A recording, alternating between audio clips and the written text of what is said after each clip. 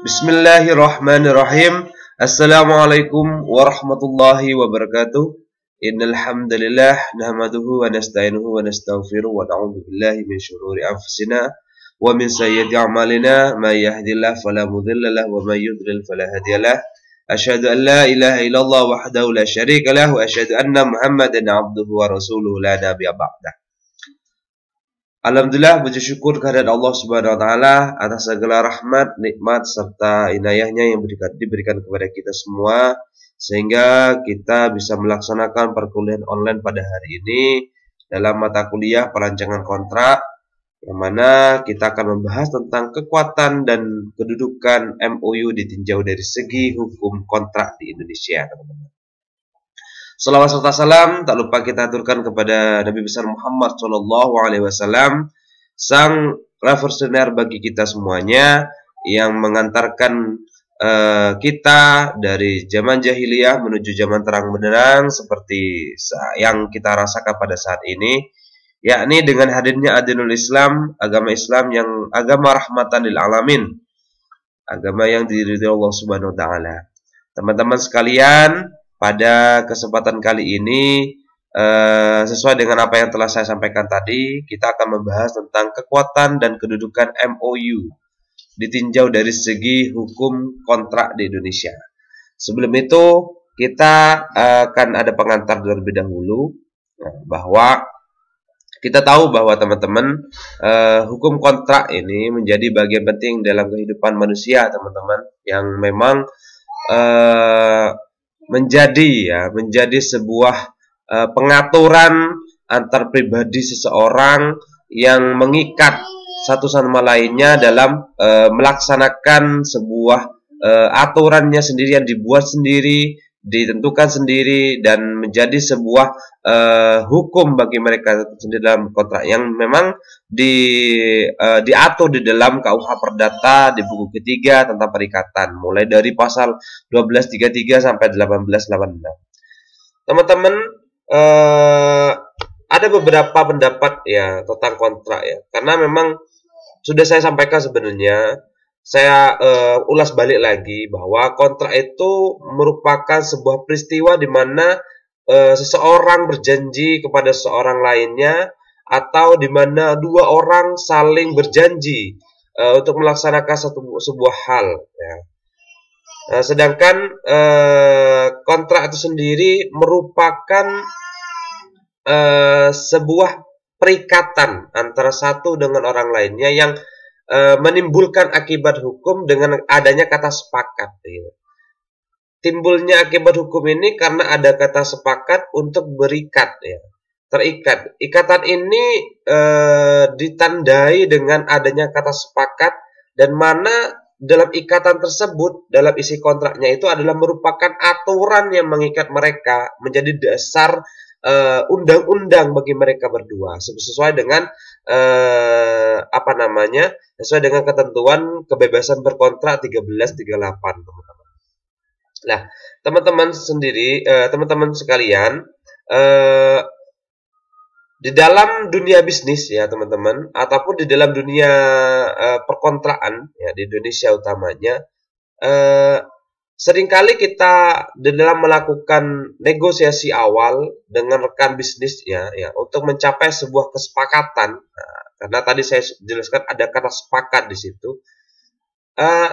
Tersebut ada hal-hal yang step by step yang harus kita lewati, yaitu melewati tentang tawar-menawar dan berbagai macam kesepakatan awal ya, sebagai prinsip-prinsip dasar dan mekanisme terjadinya transaksi dari sebuah kesepakatan bisnis tersebut, bagi teman-teman. Namun pada prakteknya dalam melaksanakan negosiasi awal ini, sebuah transaksi bisnis, ada berbagai faktor yang dapat menghalangi ya dibuatnya sebuah kontrak dalam bisnis tersebut, teman-teman. Contohnya adanya pihak-pihak lain yang belum ikut berpartisipasi dalam negosiasi awal. Waktu yang tidak cukup membuat suatu kontrak, karena dalam membuat sebuah kontrak itu sebenarnya kalau kontrak tertulisnya sangat singkat sekali, namun pelaksanaannya yang sangat lama negosiasinya ini. Karena untuk menentukan kata sepakat itu tidak semudah seperti kita membeli sayur di pasar begitu ya. Kalau kita membeli sayur di pasar sudah adanya sebuah apa namanya istilahnya itu keinginan gitu dari kedua belah pihak. Yang pertama, pihak dari pembeli ya, pihak pembeli itu sudah menginginkan untuk membeli sayur ya, sudah ada niatan begitu ya. Sedangkan kalau penjual sudah ada niatan untuk menjual sayur, sehingga bertemulah di pasar dan terjadilah kesepakatan begitu dalam kontrak ataupun perjanjian jual beli. Secara sederhananya seperti itu. Namun di dalam dunia bisnis tidak sederhana seperti itu. Menentukan sebuah poin-poin dalam sebuah negosiasi ataupun dalam sebuah kesepakatan bisnis itu sangat tidak semudah seperti itu. Namun juga terkadang juga ada yang bisa mudah ataupun lancar lah begitu ya. Kata saya itu adalah sebuah kelancaran begitu. Namun tidak semuanya seperti itu. Ada hal-hal yang poin-poin harus disepakati bersama. Nah, untuk itu teman-teman, negosiasi awal yang sangat rumit itulah yang perlu sebuah waktu yang lama dan diperlukan sebuah komitmen bagi para pihak untuk menghadapi situasi tersebut, sehingga sebuah kesepakatan awal dalam bentuk tertulis yang berisi mengenai hasil negosiasi awal dan prinsip-prinsip dalam melakukan hubungan bisnis. Kesepakatan awal dalam bentuk tertulis inilah disebut sebagai nota kesepamahaman, atau kita sebut dengan Memorandum of Understanding, atau yang lebih terkenal di Indonesia adalah MOU. Nah, teman-teman sekalian, berbicara tentang MOU ya, yang kita artikan sebagai nota kesepamahaman, para ahli hukum juga memberikan definisi tentang MOU. Contohnya seperti Munir Fuadi ya, sang pakar MOU mengartikan MOU itu adalah kontrak pendahuluan. Dalam arti nantinya akan diikuti dan dijabarkan dalam kontrak lainnya yang mengatur secara detail. Karena itu MOU berisikan hal-hal pokok saja. Adapun mengenai lain-lainnya dari aspek MOU sama dengan kontrak-kontrak lainnya. Jadi kalau menurut Fuadi teman-teman, MOU itu merupakan kontrak awal ataupun kontrak pendahuluan di mana akan akan melahirkan begitu ya, akan melahirkan dari kontrak-kontrak lainnya sebagai penjabaran dari kontrak-kontrak yang lain tersebut begitu, yang mana nanti akan diatur secara detail. Jadi kalau MOU itu hanya sebatas poin per poinnya saja. Contohnya kita dalam melakukan kesepakatan begitu antara perusahaan A dengan perusahaan B, hanya menyampaikan nota kesepahamannya tentang kerjasamanya, bagaimana jangka waktunya seperti apa, bagi hasilnya seperti apa. Itu yang disebut dengan nota kesepahaman atau MOU, ataupun yang disebut sebagai nota kesepahaman awal begitu teman-teman. Nah, di sini teman-teman, sebenarnya MOU itu bukan lahir dari sistem hukum civil law yang dianut oleh Indonesia, namun lahir dari sistem hukum atau tradisi hukum the common law yang diadaptasi ataupun diadopsi oleh bangsa Indonesia sebagai salah satu sistem ataupun peraturan hukum yang bisa dilaksanakan. Karena memang berdasarkan pada asas kebebasan berkontrak di dalam 1338 KUH Perdata teman-teman. Karena memang di dalam MOU itu sendiri itu bukan asli atau murni dari ketentuan hukum atau sistem hukum dari civil law tersebut gitu teman-teman. Selain dari atas suatu asas yang menjadi dasar berlakunya MOU di Indonesia teman-teman, adalah asas kebiasaan. Yang dimaksud dengan asas kebiasaan bahwa suatu kontrak tidak hanya mengikat untuk apa yang secara tegas diatur, akan tetapi juga hal-hal yang menurut kebiasaan lazim diikuti. Tidak diaturnya MOU dalam hukum konvensional kita, maka banyak menimbulkan kesimpang siuran dalam prakteknya. Misalnya, apakah MOU sesuai dengan peraturan hukum positif di Indonesia, atau apakah MOU bisa dikategorikan setingkat dengan kontrak yang diatur di dalam KUH Perdata. Dan siapa yang bertanggung jawab apabila terjadi suatu pengingkaran atau one prestasi ya di dalam kesepakatan semacam ini. juga yang paling ekstrim adalah adanya yang mempertanyakan apakah MOU merupakan suatu kontrak. Mengingat MOU hanya merupakan sebuah nota-nota kesepakatan atau nota kesepahaman awal begitu. Jadi ini menjadi permasalahan, menjadi polemik bagi kita semuanya.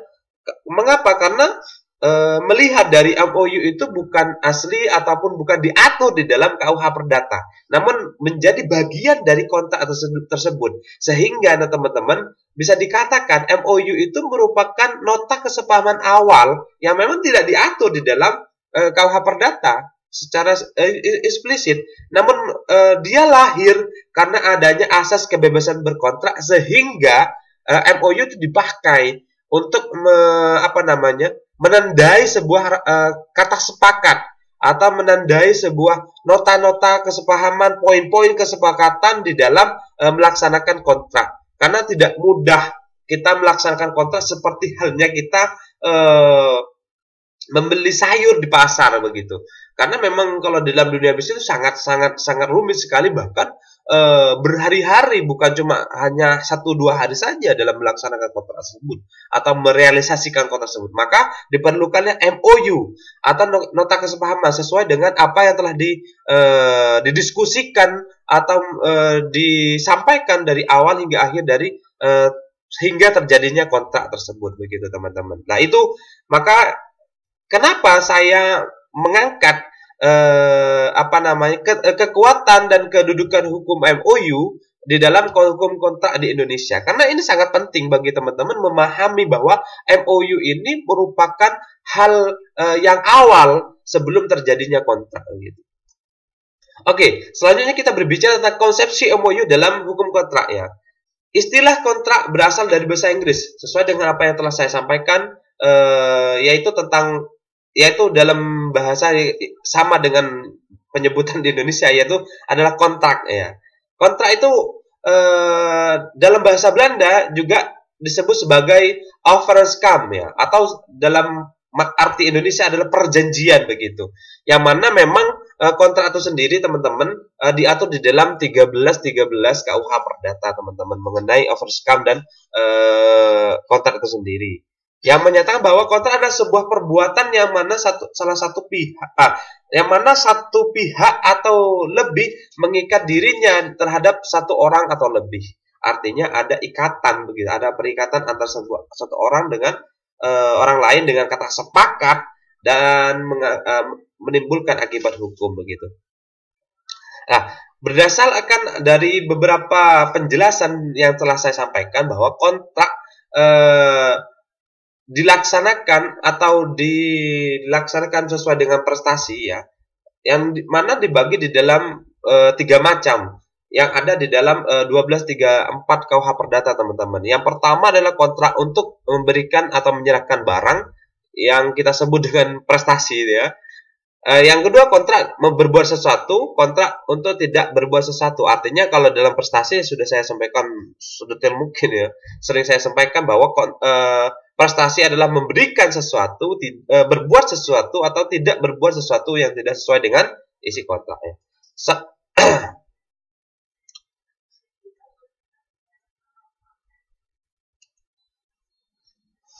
Nah, suatu kontrak ya, menurut Herman Raja Guguk ya, pada dasarnya adalah sebuah dokumen tertulis yang memuat keinginan para pihak untuk mencapai tujuan komersial dan bagaimana pihak yang diuntungkan dilindungi atau dibatasi tanggung jawabnya dalam mencapai tujuan tersebut teman-teman. Artinya kontrak adalah suatu persetujuan antara kedua orang atau lebih ya, tidak hanya memberikan kepercayaan tetapi secara bersama-sama saling pengertian untuk melakukan sesuatu pada masa mendatang atau masa depan begitu oleh seseorang atau keduanya untuk dari mereka. Melalui kontrak terciptalah perikatan atau hubungan hukum yang menimbulkan hak dan kewajiban teman-teman. Karena tadi saya menyampaikan bahwa kontrak akan menimbulkan akibat hukum. Akibat hukum ini adalah hak dan kewajiban. Nah, gitu. Hak kewajiban ini adalah tertuang di dalam isi kontrak tersebut begitu teman-teman. Ya, hubungan antara kontrak tentang perikatan dapat digambarkan di berbagai macam ya. Contohnya itu menurut KUH Perdata, kontrak adalah sebuah peristiwa di mana seseorang berjanji kepada orang lainnya dan di mana kedua orang tersebut saling berjanji untuk melaksanakan sesuatu hal atau melaksanakan prestasi. Sedangkan perikatan adalah suatu hubungan hukum antara dua orang atau lebih pihak ya, berdasarkan mana pihak yang satu berhak menuntut suatu pihak yang lainnya dan pihak lainnya berkewajiban memenuhi tuntutan tersebut. Nah, teman-teman selanjutnya, dan bagaimana dengan pemaknaan Memorandum of Understanding atau yang kita sebut sebagai MOU? MOU atau Memorandum of Understanding ya berasal dari dua kata. Yang pertama yaitu memorandum dan understanding. Secara gramatikal, MOU diartikan sebagai nota kesepahaman. Dalam Black Law Dictionary atau buku kamus buku hitam hukum ya, yang diartikan memorandum adalah dasar untuk memulai penyusunan kontrak secara formal pada masa mendatang. Understanding diartikan sebagai pernyataan persetujuan secara tidak langsung terhadap hubungan dengan persetujuan lainnya. Secara lisan maupun tertulis, dan terjemahan kedua tersebut teman-teman dapat dirumuskan bahwa pengertian MOU adalah dasar penyusunan kontrak pada masa yang datang yang didasarkan pada hasil mufakat atau permufakatan pada para pihak secara tertulis maupun secara lisan. Artinya teman-teman, MOU itu merupakan sebuah awal dari melaksanakan kontrak ya, atau melaksanakan perikatan ataupun permufakatan para pihak ya, baik itu tertulis ataupun tidak tertulis. Maksudnya tidak tertulis atau secara lisan begitu. MOU dalam pengertian idealnya sebenarnya merupakan suatu bentuk kontrak ataupun kesepakatan awal yang menyatakan langkah pencapaian saling pengertian atau saling memahami antara kedua belah pihak untuk melangkah kemudian pada penandatanganan. Jadi MOU itu merupakan sebuah langkah awal sebelum ada penandatanganan kontrak tersebut begitu teman-teman. Namun implikasi MOU tentu berbeda dengan kontrak. Nah, mengenai implikasinya, Inyoman Sudana ya mengartikan MOU sebagai suatu kontrak pendahuluan dalam arti akan diikuti kontrak lainnya. Unsur-unsur yang terkandung di dalamnya ada 3 definisi. Yang pertama, MOU sebagai kontrak pendahuluan. Yang kedua, isi MOU adalah mengenai hal-hal yang pokok saja. Yang ketiga, MOU dimasukkan di dalam kontrak. Artinya MOU bisa dimasukkan di dalam kontrak tersebut begitu. Selanjutnya, Salim HS mengartikan MOU sebagai nota kesepahaman yang dibuat antara subjek hukum yang satu dengan subjek hukum lainnya, baik dalam suatu negara maupun antar negara. Jadi tidak terlingkup dalam satu negara saja.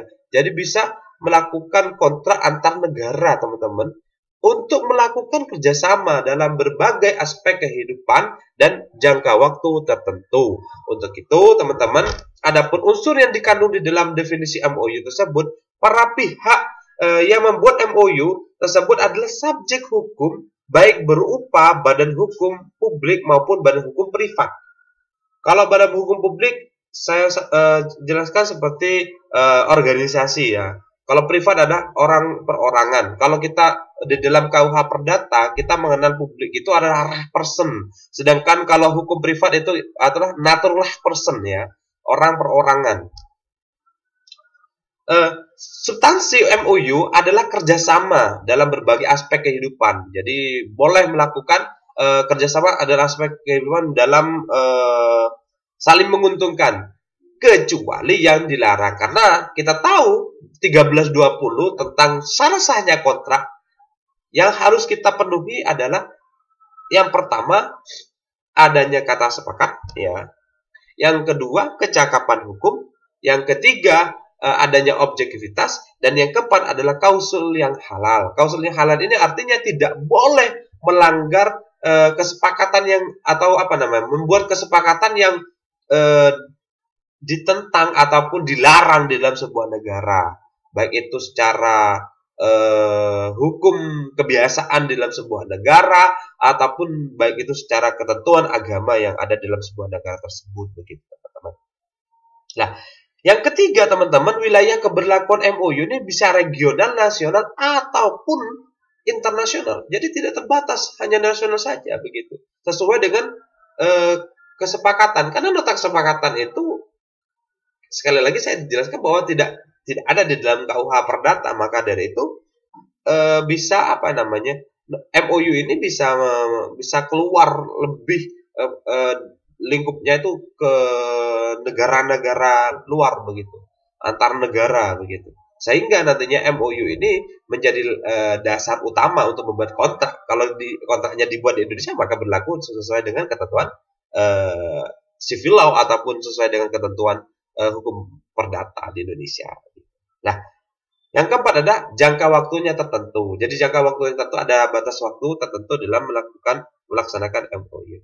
Pada hakikatnya teman-teman, substansi dari MOU misalnya berisi suatu kerjasama dalam berbagai bidang kehidupan, di bidang ekonomi, pendidikan, kesehatan, pertahanan, keamanan, ya, atau hukum dan HAM, ya, keuangan, keahlian, dan lain-lain. Setiap MOU juga dicantumkan tentang jangka waktunya. Jangka waktu berlakunya MOU berkaitan dengan lamanya kerjasama itu dilakukan atau dilaksanakan. Jadi kalau MOU ini pasti ada masa kadaluarsanya, artinya ada jangka waktunya. Jangka waktunya itu ditentukan sesuai dengan kesepakatan kedua belah pihak, sesuai dengan kebebasan berkontrak atau kebebasan yang dijelaskan di dalam KUH Perdata 1338 KUH Perdata. Terus bagaimana Pak kedudukan MOU dalam sistem hukum di Indonesia? Tadi sudah saya jelaskan tentang kekuatan hukumnya ataupun kekuatan hukum. Maksudnya saya jelaskan tentang MOU dan kontrak dan MOU, yang mana memang kalau kita melihat MOU itu bagian dari kontrak, namun bukan merupakan bagian dari hukum civil law yang diatur di dalam KUH Perdata. Artinya teman-teman, antara MOU dengan kontrak itu sebenarnya satu kesatuan, begitu. Satu kesatuan yang diawali oleh MOU dan dilaksanakan pelaksanaannya adalah kontrak tersebut, atau secara pengaturan hukumnya itu akan diatur di dalam kontrak tersebut, begitu. MOU hanya menjelaskan poin-poin kesepakatan atau nota kesepakatan bersama. Nah, kedudukan MOU dalam sistem hukum di Indonesia, di dalam berbagai peraturan perundang-undangan, teman-teman, tidak ditentukan ketentuan yang khusus mengatur tentang MOU. Sesuai dengan apa yang telah saya sampaikan, bahwa memang MOU tidak diatur di dalam KUH Perdata, begitu. Definisi dan substansi MOU dalam dalam berbagai penjelasan yang telah saya sampaikan, teman-teman, maka jelas bahwa di dalamnya berisi kesepakatan para pihak tentang hal-hal yang bersifat umum. Artinya nota kesepemahaman ataupun hal-hal poin per poinnya saja yang disepakati sebagai nota kesepemahaman dalam langkah negosiasi sebelum melaksanakan kontrak. Ketentuan untuk mengatur tentang kesepakatan telah dituangkan di dalam 1320 sesuai syarat-syaratnya kontrak ataupun yang kita sebut sebagai konstitusionalisme, ya, atau asas kesepakatan, ya, yang mana salah satu syarat sahnya kontrak itu adanya konsensus, ya, para pihak. Di samping itu juga dapat dijadikan dasar hukum pembuatan MOU pada pasal 1338 KUH Perdata, yaitu mengenai kebebasan berkontrak ataupun asas kebebasan berkontrak. Pasal tersebut menyatakan semua kontrak yang dibuat secara sah berlaku sebagai undang-undang bagi mereka yang membuatnya, gitu. Nah, MOU dalam hal ini dapat disebut sebagai suatu kontrak dengan segala macam konsekuensinya, ya. Tetapi apabila dalam MOU tersebut hanya mengenai suatu hal yang belum final dan masih membutuhkan kontrak lainnya, artinya MOU ini bukan hal yang bersifat final, masih perlu penegasan. Menurut saya masih perlu penegasan, yang mana penegasan ini dimuat atau termaktub di dalam kontrak, begitu. Karena MOU ini hanyalah hasil dari negosiasi atau tawar-menawar antara kedua belah pihak dalam melaksanakan kontrak tersebut. Kedudukan MOU dapat dikatakan sebagai kontrak atau bukan, maka di sini perlu dicermati terlebih dahulu mengenai asas-asas yang berlaku dalam hukum kontrak. Yang pertama, asas kontrak bersifat mengatur. Sesuai dengan 1338 tadi adalah kontrak itu adalah undang-undang bagi para pihak dalam melaksanakan kesepakatan begitu. Ataupun asas kebebasan berkontrak 1338 bahwa para pihak bebas melaksanakan kontrak apapun, baik itu meliputi pendidikan, ekonomi dan yang lainnya, sesuai dengan ketentuan yang berlaku 1320 KUH Perdata, yang mana syarat-syaratnya kontrak itu sesuai dengan apa yang telah saya sampaikan tadi, bahwa semuanya boleh dilaksanakan kecuali kecuali yang telah diatur di dalam KUH Perdata 1320, yang mana tidak boleh melanggar tentang melanggar dari atau keluar dari klausa yang halal begitu. Yang ketiga adalah fakta sensopenda ataupun teman-teman kontrak merupakan kepastian hukum bagi para pihak antara kedua pihak ini. Dengan adanya kontrak akan adanya kepastian hukum bagi mereka dalam melaksanakan hukum kesepakatan tersebut begitu. Yang keempat adalah asas konsensualisme dari suatu kontrak ataupun yang kita sebut sebagai asas kesepakatan bagi para pihak tersebut. Yang ketiga adalah asas obligator atau asas yang mana memang sebuah kontrak itu harus ada yang namanya ketentuan hukumnya begitu teman-teman.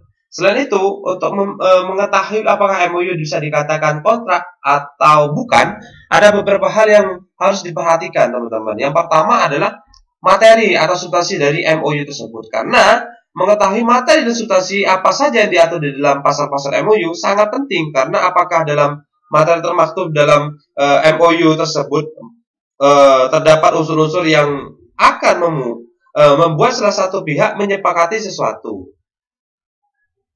Yang kedua, ada tidaknya sanksi. Untuk menentukan suatu MOU, suatu kontrak atau bukan, maka harus dilihat apakah MOU tersebut telah memuat sanksi atau tidak. Apabila di dalam MOU tidak memuat suatu sanksi yang tegas, maka MOU tersebut tidak dapat dikatakan suatu kontrak tersebut. Artinya, sanksi ini merupakan sanksi administratif ya, bukan sanksi penjatuhan sanksi pidana begitu ya, karena perdata sama pidana tidak bisa disamakan begitu. Kekuatan mengikat suatu MOU tidak sama dengan kontrak pada umumnya, meskipun MOU dibuat dalam bentuk dengan akta notaris sekalipun. Artinya bahwa menurut para pakar hukum ya, yang menyatakan MOU mengikat sebatas pada pengakuan moral belaka, dalam arti tidak punya daya ikat secara hukum. Artinya teman-teman, nota kesepakatan itu meskipun dibuat secara notaris atau secara notarial ya, itu belum bisa menjadikan pengikatan ya, hanya sebatas pengakuan moral ya. Pengakuan bahwa oh ya, saya telah melakukan kesepakatan atau kita sudah melakukan kesepakatan kesepemahaman. Nah, inilah perbedaan antara kontrak dan MOU. Berbeda kalau kontrak itu sudah secara implisit ya merupakan hukum bagi kedua belah pihak. Nah, hukum bagi kedua belah pihak ini mengikat keduanya, mengikat antara pihak pertama dengan pihak kedua ataupun pihak ketiga yang lainnya, sehingga nantinya merupakan ikatan secara hukum. Nah, berbeda dengan MOU. MOU hanya sebatas pengakuan moral bahwa akan adanya sebuah pengikatan ataupun perikatan di dalam melaksanakan kontrak tersebut. Nah, teman-teman sekalian, di dalam apa yang telah saya sampaikan tersebut, bahwa kita bisa menarik kesimpulan bahwa MOU merupakan sebuah langkah awal, ya, langkah awal di dalam melaksanakan kontrak tersebut, begitu. Karena ketika kita tidak menemukan kesepakatan, maka tidak bisa berjalan kontrak tersebut. sebelum kita melaksanakan penandatanganan, maka kita perlu yang namanya nota kesepahaman bersama agar nantinya kita bisa aware ataupun bisa menerima satu sama lain dalam melaksanakan kontrak yang kita akan sepakati begitu. Lah, namun MOU ini teman-teman tidak bisa dilaksanakan di setiap semua kontrak yang ada begitu. Contohnya, saya contohkan begitu ya. Kalau kita mau melaksanakan jual beli, apakah perlu MOU? Tidak perlu gitu. Jadi hanya di bidang beberapa bidang saja, yaitu salah satunya di bidang bisnis, teman-teman. Untuk itu, MOU ini merupakan pengakuan moral bahwa akan adanya sebuah perjanjian yang akan disepakati bersama antara kedua belah pihak, teman-teman. Nah, gitu. Nah, sesuai dengan apa yang telah saya sampaikan bahwa kekuatan ataupun kedudukan MOU ini tidak bisa dijadikan pengikat ataupun terikat antara kedua belah pihak ketika telah terjadinya MOU. Jadi hanya sebatas pengakuan moral saja, pengakuan bahwa akan adanya sebuah pengikatan. Jadi kalau di Indonesia nih ya, di Indonesia ini bahwa pelaksanaan MOU itu tidak semerta-merta itu akan menimbulkan akibat hukum. Bahasanya seperti itu. Jadi kedudukan MOU hanya istilahnya itu sebatas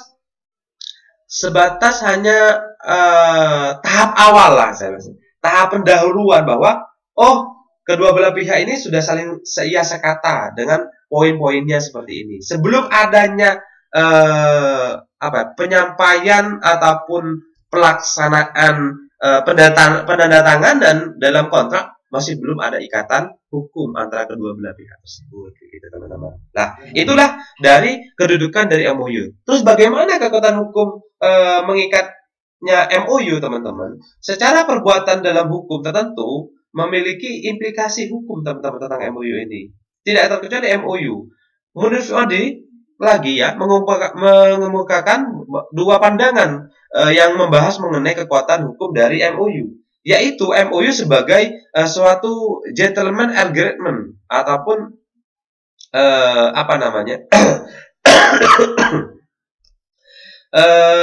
sebuah persetujuan ya. Gentleman itu bisa dimaknai sebagai keperkasaan ya. Jadi kesepakatan yang perkasa begitu ya. Dan MOU sebagai agreement. Atau yang kita sebagai kita maknai sebagai mengikat secara hukum dan pihak yang melakukan pengikatan terhadap MOU tersebut ya. MOU sebagai gentleman agreement bahwa MOU mengikat hanya sebatas ikatan moral belaka. Sementara MOU gentleman agreement tidak mengikat secara hukum dan pihak yang melakukan pengikatan terhadap MOU tidak dapat digugat kepada pengadilan. Makanya di dalam pelaksanaan sebelum melaksanakan kontrak perlu adanya kesepakatan MOU ini, dan memang MOU ini hanya sebatas nota kesepahaman bersama saja begitu ya, teman-teman. Namun banyak orang yang mengartikan MOU itu adalah bagian dari kontrak. Bukan bagian. MOU adalah kontrak. Jadi MOU itu bagian dari kontrak atau iya, namun MOU itu adalah kontrak bukan, begitu, teman-teman. Bisa dikatakan seperti itu. Nah, sebagai ikatan moral, jika ada pihak yang melakukan pengingkaran terhadap MOU, maka di kalangan bisnis reputasinya akan jatuh. Kekuatan mengikat suatu MOU sebagai gentleman agreement tidak dapat disejajarkan dengan kontrak pada umumnya. Walaupun MOU dibuat dalam bentuk yang paling kuat seperti dengan akta notaris sekalipun. Artinya teman-teman di sini bahwa meskipun MOU itu dibuat secara notaril ya, namun kekuatan hukumnya tidak bisa mengikat para pihak ataupun bisa dijadikan gugatan bagi para pihak. Jadi hanya sebatas ikatan moral saja. Lah, ketika berbicara ikatan moral, kekuatan hukumnya seperti apa, Pak? Lah, kekuatan hukumnya itu apabila seseorang itu melakukan pengingkaran, maka yang terjadi adalah reputasinya yang akan jeblok begitu. Bahwa orang ini ternyata atau perusahaan ini ternyata tidak serius di dalam melaksanakan sebuah perjanjian, maka moralitas sebagai perusahaan itu akan jadi jeblok gitu. Oh, jadi jangan melakukan perjanjian dengan orang tersebut begitu atau perusahaan tersebut, sehingga nantinya akan berdampak pada kerugian imaterial bagi cap dari perusahaan tersebut begitu, teman-teman. Nah, MOU sebagai agreement agreement berarti apabila sebuah perjanjian sudah dibuat, apapun bentuknya, baik lisan maupun tertulis, baik pendek maupun panjang, lengkap maupun hanya mengatur hal-hal yang bersifat pokok, tetap saja merupakan kontrak dan karenanya mempunyai kekuatan mengikat seperti layaknya sebuah kontrak. Ya. Dalam hal ini, seluruh ketentuan pasal-pasal tentang hukum kontrak sudah bisa diterapkan kepadanya. Kalau suatu perjanjian hanya mengatur hal-hal yang bersifat pokok saja, maka mengikatnya terhadap hal-hal pokok tersebut begitu. Atau jika suatu kontrak hanya berlaku untuk suatu jangka waktu tertentu, maka mengikatnya pun hanya dalam jangka waktu tertentu tersebut. Dan walaupun para pihak tidak dapat dipaksakan untuk membuat kontrak yang lebih rinci sebagai tindak lanjut dari MOU, tetapi selama MOU masih berlaku, maka para pihak yang membuat MOU tersebut masih tetap terikat.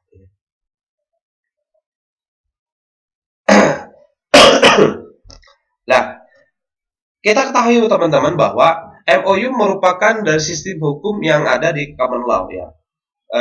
Di dalam sistem hukum common law juga tidak terdapat keseragaman pendapat mengenai kesepakatan pendahuluan atau MOU. Menurut Atiyah dan Tretel ya, dalam Yohanes Simora, apa yang tertuang di dalam perjanjian pendahuluan pada prinsipnya dipahami bukan sebagai kontrak yang mengikat. Apa yang tertuang di dalam kontrak pendahuluan merupakan kemauan berkontrak secara negatif atau negatif contractual intention ya. Namun demikian tidak tertutup kemungkinan substansi yang termuat di dalam kontrak pendahuluan itu dapat dinilai sebagai kontrak yang mengikat, teman-teman.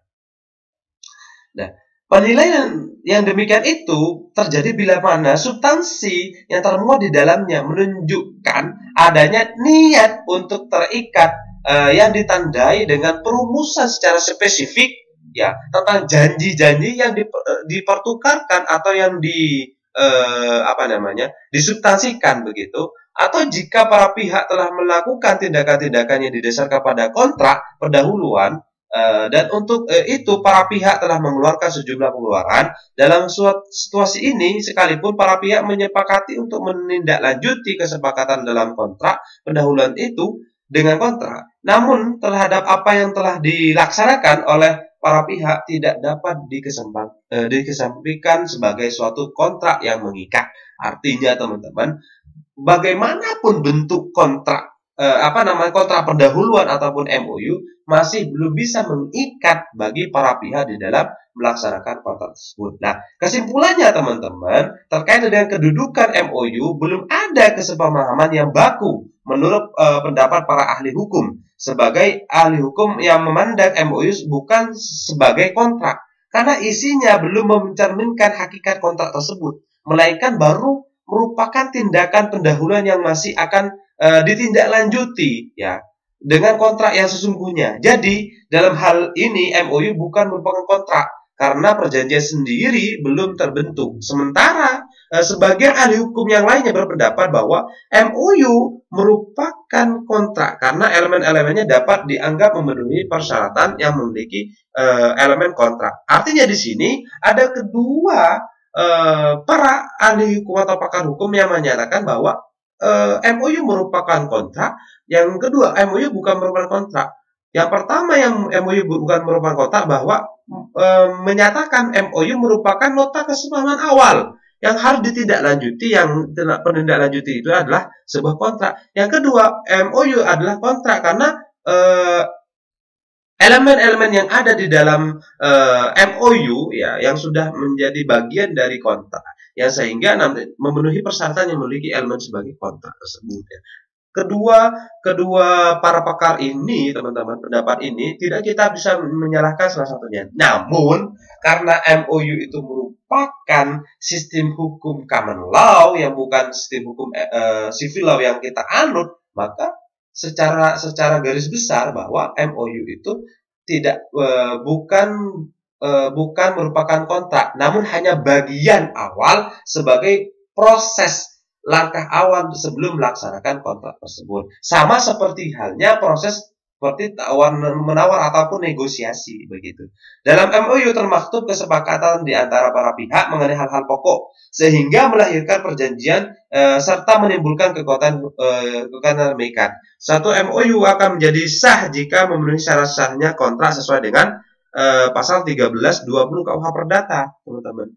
Sebagai suatu gentleman agreement berarti MOU mengikat hanya sebatas ikatan moral belaka, bukan ikatan hukum. Sebagai gentleman agreement, MOU tidak mengikat secara hukum dan para pihak yang melakukan pengingkaran terhadap MOU tidak dapat digugat pengadilan. Untuk itu, kekuatan mengikatnya suatu MOU sebagai gentleman agreement tidak dapat disejajarkan dengan kontrak pada umumnya. Walaupun MOU dibuat dalam bentuk yang paling kuat sekalipun seperti halnya akta notarium. Artinya, secara garis besar teman-teman, MOU bukan sebuah kontrak.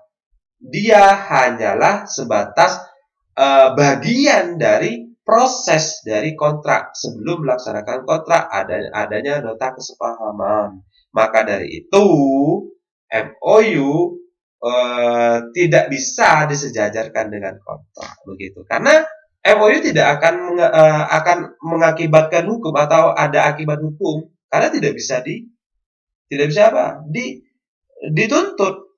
dituntut kalau terjadi pengingkaran hanya sebatas ikatan moral belaka. Karena kalau ikatan moral belaka berarti secara umum teman-teman MOU ini hanya istilahnya itu kayak hukum mana ya, hukum adat begitu ya. Kalau hukum adat itu tidak hukum yang memang lebih mengarah kepada penghukuman moral atau pengecapan begitu. Jadi hanya sebatas itu aja begitu. MOU, karena memang sejatinya MOU bukan dari sistem hukum civil law yang kita anut, yang kita termaktub di dalam KUH Perdata. Oke, itu saja yang bisa saya sampaikan teman-teman terkait tentang kekuatan dan kedudukan MOU ditinjau dari segi hukum kontrak di Indonesia. Kurang lebihnya saya mohon maaf. Wallahumma fiq ila wa mitariq. Wassalamualaikum warahmatullahi wabarakatuh.